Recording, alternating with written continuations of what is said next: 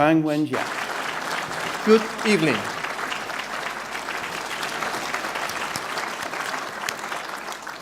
On behalf of the 48th Group Club and the China Chamber of Commerce in the UK, I would like to thank you all for joining us at the 2019 Icebreakers Chinese New Year dinner.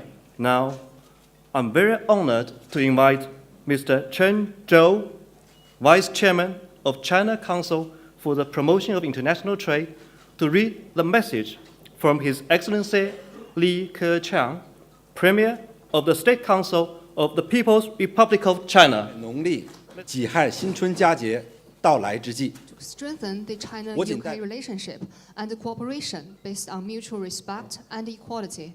Together, we will safeguard multilateralism and free trade, pursue greater development through openness and inclusiveness, and deliver more benefits to people in China, the UK, and across the world. I've known Premier Li for a number of years, and the words in this letter show me that he has a special regard and friendship, not only for the 48 Group, but for all those who have been ice-breaking over what now for us is 65 years. And I know when I had a moment or two with Premier Li at the award ceremony in Beijing, we talked about a visit by him this year, which I hope will happen later on in this year, and the importance that he placed on the relationship with the UK. Later in the year, I had the incredibly good fortune to meet President Xi Jinping, and President Xi was very clear about welcoming the icebreakers and their anniversary, but also about the potential for Sino-British relations. And the year was finalized with that awards ceremony, which we may make some mention of later. So I just wanted, Vice Chairman Chen, to thank you for bringing this letter and to ask you to convey back from all of us here that we are moved by the words of Premier Li. And whilst the winds are blowing in different directions at the moment, everybody in this room is committed to a stronger relationship between Britain and China. Thank you very much indeed.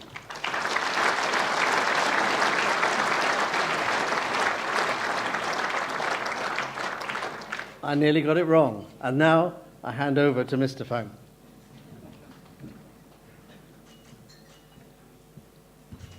Thank you, Stephen, for your kind introduction.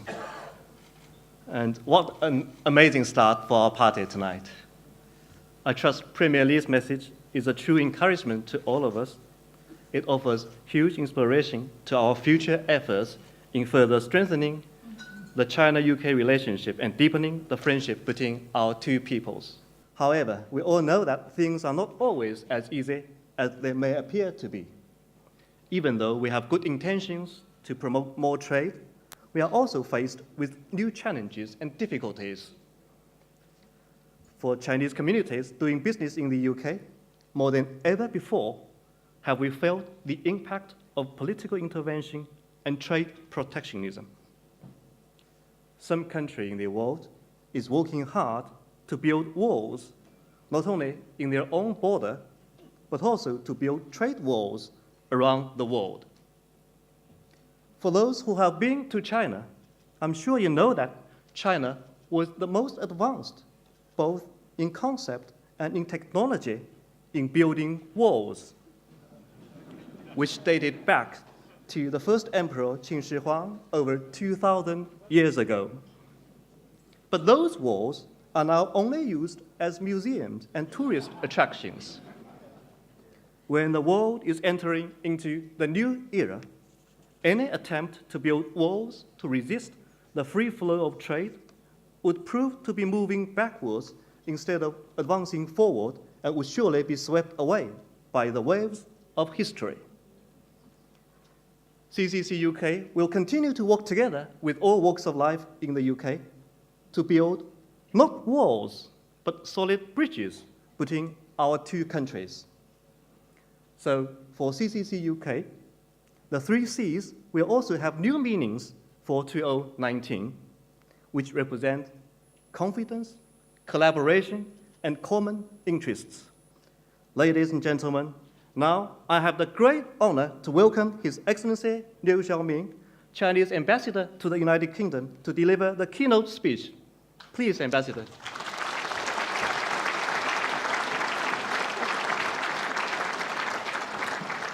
This is the 9th time for me to attend this annual event.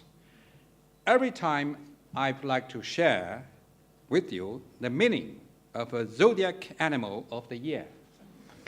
By now, I have already covered 8 animals of the 12 animals. Tonight, I will continue with this tradition. The pictographic Chinese character, home, shows the roof over a pig. This means that pig is a symbol of happiness and good fortune. China and UK differ in social system, history, culture, and development stage. It is natural. We do not see eye to eye on everything. The key to addressing our differences is that the two sides should treat each other with respect and on equal footing, respect each other's core interests and major concerns, and respect each other's sovereignty, security, and right to development. Only by addressing our differences properly can we ensure that our bilateral relations will continue to break the ice and forge ahead.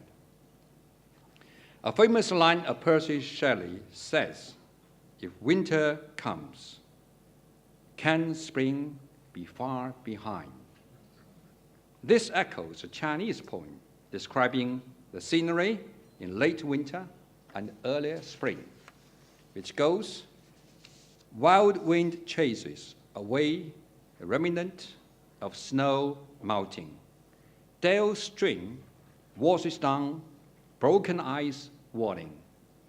I'm confident that in the new year, as long as we carry on the icebreaker spirit, as long as we march on with the courage to break the ice and forge ahead with the wisdom to melt the ice, we'll embrace a warm and sunny spring of China-UK relations.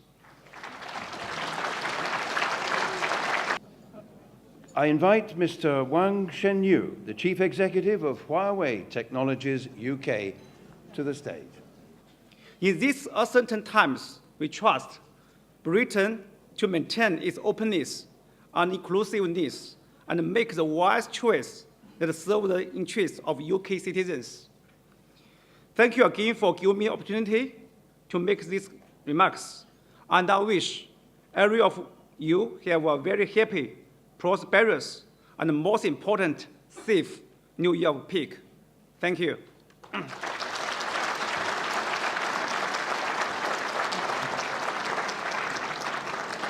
Now, ladies and gentlemen, please get your business cards out because we're going to have a prize draw. During the main course, we will be drawing 2 prizes for the Shangri-La at the Shard, afternoon tea for 2, and a stay-over bed and breakfast and a sample menu tasting. Also, the big prize, China Eastern Airlines, will give you 2 business class return tickets to a city in China, unspecified. So, we need your cards. Our hostesses are coming round in the starter course. Any moment now, okay? 1 entry per person. Bon appetit and Xinyan Kuai Le.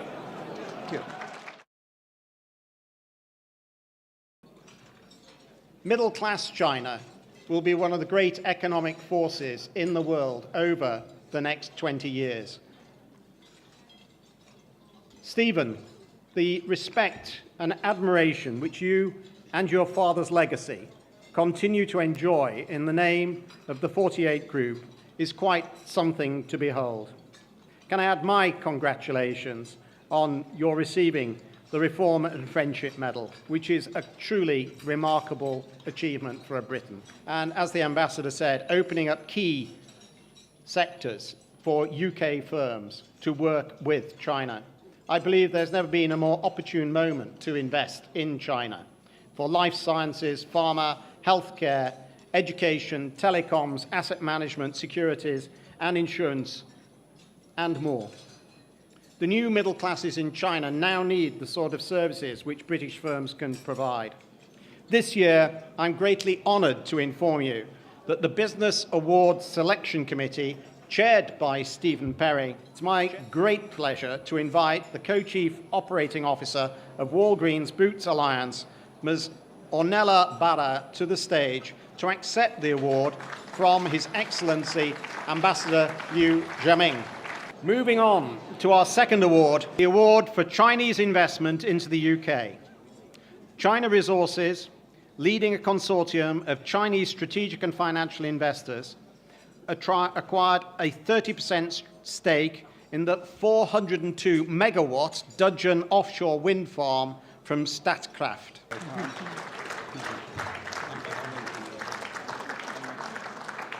And I want to make it absolutely clear that I am a bore. I'm prepared to bore any audience for as long as they'll listen on the subject of my garden, which is a jolly good one, on the subject of my company, Haymarket Press, which is a jolly good one, and above all, anyone who'll listen to me on Brexit, which is a national disaster of monumental scale.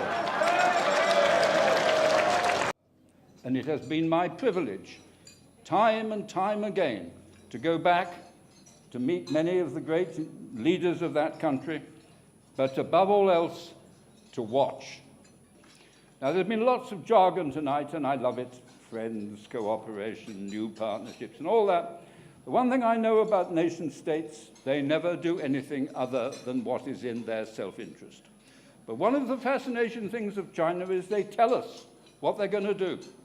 First of all, from that peasant, low-cost, cheap labor economy, they're going to trade up. And so the markets that have been open to us of the more sophisticated products developed and advanced in the Western world are going to find competitors developed and advanced in China. Second, more difficult, much more tense, the Road and Bridge Initiative, a huge, giant vision of which the Western world is probably incapable. They have spelt it out, and it is coming. And what does it mean? A dramatic economic advance in China's influence across continents. Already the seed corns are planted. Already the evidence is there. But this is where the challenge lies. I know of no nation in human history that has advanced without the protection of military backing. And as the Chinese economic expansion continues, within the domestic debate of China, the hawks who are present in every society will say, how do you defend our interests? What are the downsides? What are the risks? What are our enemies doing? Where are our armed forces?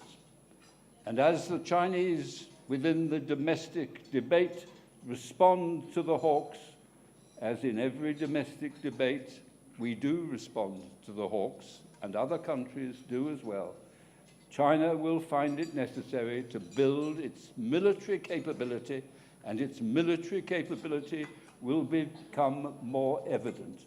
And therein lies the clash of nations, the tinderbox of history. And the great challenge for generations yet to come, politicians as yet undreamt of and unheard of, will be to find how this new emerging giant can live in a world in which the infinite capacity to destroy ourselves becomes more evident every day. 40 years ago, a young cricket master in a minor public school in Kent told me that in my lifetime, China, Zhongguo, the Middle Kingdom, would come to dominate our lives. I wrote to the ambassador's predecessor and received in return a copy of the Little Red Book, which is still there on the 42nd floor of our tower in Canary Wharf. I'm proud to represent the biggest foreign bank in China. Not big enough yet, but we're working on it. I'm proud to represent the world's largest trade bank. Not big enough yet, but we're working on it.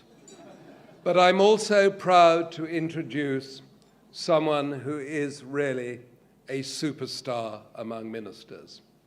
It's Baroness Cowper. And here we stand today, 40 years on. China continues to add an economy the size of a G20 country each and every year. That is an incredible statistic by any measure. Just think of it, an entire new G20 country each and every year. Relationships are clearly not built in a year or two, and we have to recognize, as I think we do here today, the really pioneering work that was done and has been done by the 48 Group since 1953, a time when the world was dividing into two great camps under the shadow of that Cold War. This new year, we are looking to continue the close level of engagement with China. We have committed to building a pavilion at the Beijing Horticultural Expo. We are trying to use that expo as a platform to present the expertise we do have in green living, in sustainability, in innovation, in low-carbon technology. In the coming weeks, we are also launching a £10 million Prosperity Fund programme dedicated to working explicitly with China to develop sustainable, bankable, high-quality infrastructure in developing countries.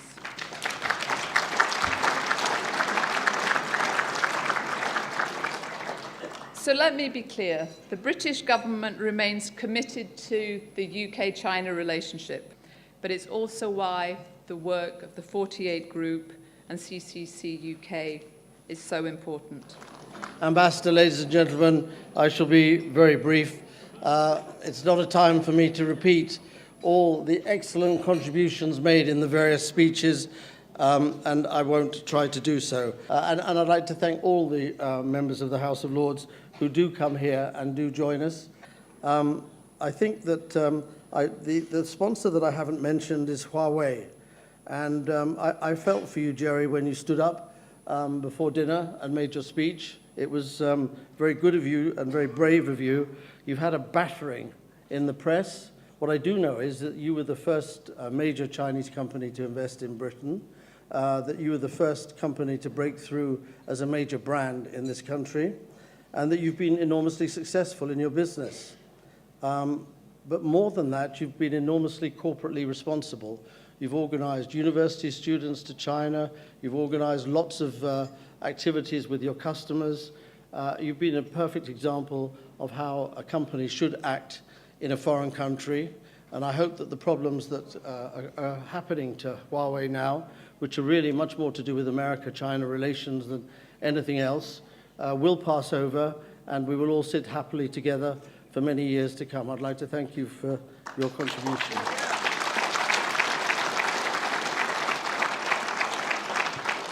So, come on, Johnny. It's your moment to come on stage with me. Happy New Year, everybody. See you next year.